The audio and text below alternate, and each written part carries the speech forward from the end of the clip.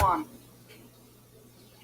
In this video, I'm going to take you through how to do a dihybrid cross. They're a little more complicated than the monohybrid crosses that I showed you in the previous videos, but it still underlies the exact same premise, where we are seeing what the possible genetic combinations would be if you were to cross two individuals, except instead of looking at just one trait, we'll be looking at two.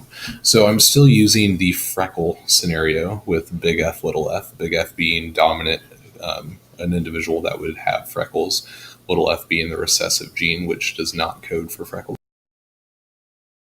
Add in D for dimples. So dimples are also suspected to be controlled by a dominant trait. So big D would be someone who does express dimples, and little d would be someone who does not. Okay, so when you set up a dihybrid cross for a Punnett square, what you're going to do is very similar to the FOIL method in math whenever you learned how to factor certain numbers. So whenever we are doing this to set it up, we need to have all of the possible gene combinations or allele combinations down the top and side for each of the parents. So we'll start with this parent right up here. What I mean by the FOIL method is you're going to drag across, so in this case big D, and connect it to the other allele, and that tells you one of the combinations. So one of the possible combinations would be to have a large D and a large F. Then you could also have big D and little f. You could also have little d, big F. And then finally, you could have the recessive situation, where you would have little d and little f.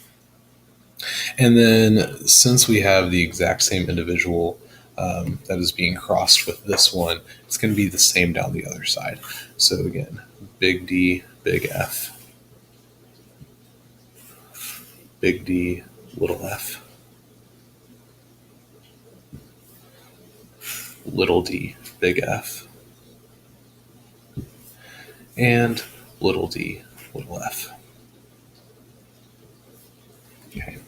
So these are all of the possible allele combinations for the parents. Now it's time to, just like we did before, battleship them in, except since we have two different alleles, you're going to pair up the homogeneous genes. So we'll pair the D's and the F's together, respectively.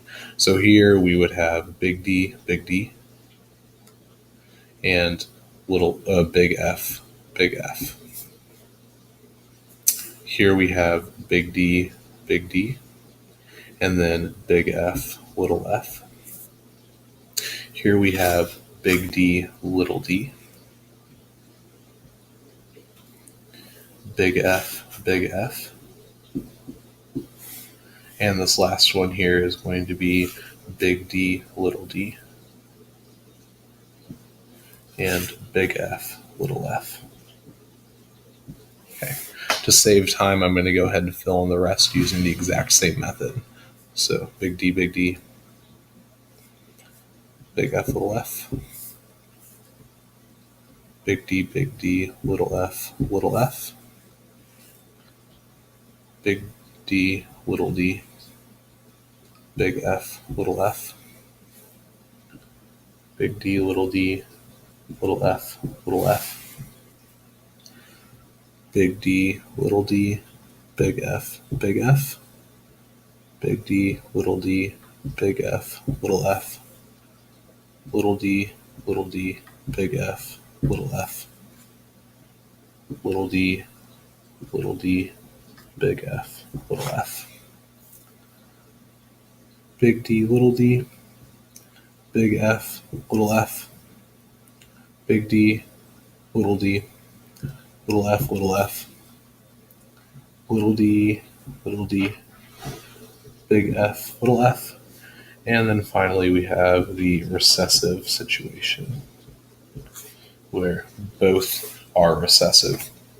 So What we're going to end up seeing now is if we were to compare all of the different genotypes and then look at the phenotypes that they would code for, we get a very predictable scenario. And this only occurs whenever you're doing a dihybrid cross with two individuals that are heterozygous for both traits. But you end up with a characteristic 9 to 3 to 3 to 1 ratio.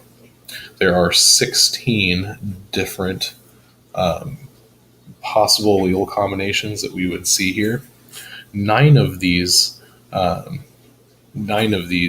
individuals, these scenarios, give rise to individuals that would have both dominant traits. So they would both have dimples and have freckles.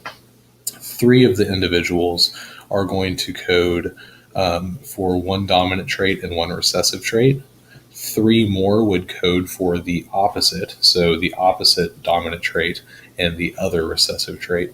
And then 1 individual, this one, is going to be recessive for both traits. So this is how you perform a dihybrid cross.